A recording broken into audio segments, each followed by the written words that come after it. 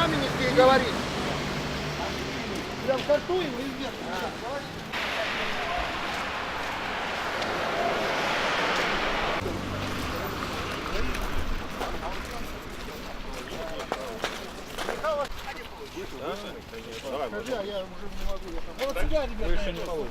Сегодня в Москве проводят парад в честь парада, который было проведено 7 ноября 1941 года.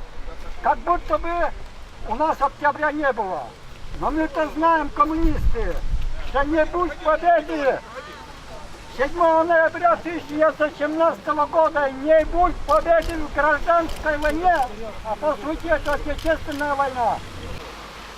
Народы России под руководством большевиков Европы, Соединенных Штатов Америки, капиталисты помогали гитлеровцам в снабжении электронными, радиоэлектронными продукциями и другими. То есть мир капитала 41-45 года.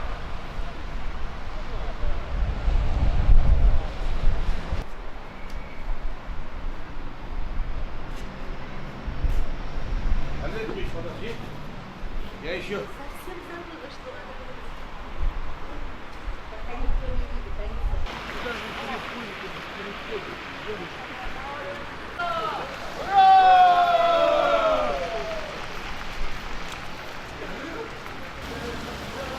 Ну все, запустим на красную линию теперь репортаж.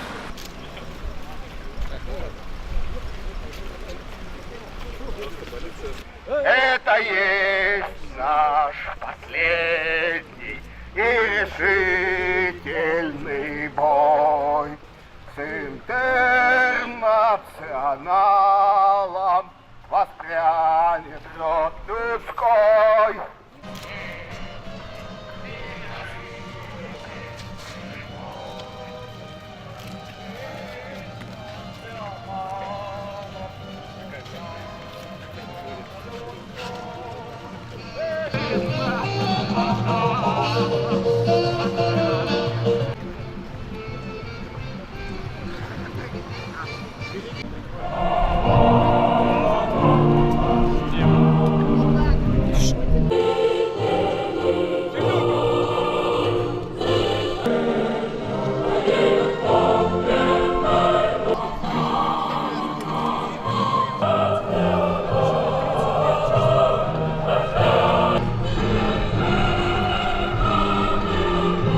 Товарищи, слышно, да?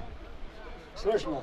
Чтобы коротать, обвиняют в развязывании кровавой войны в России и гражданской войны. Некоторые были за рубежом, убежали, бывшие богатые.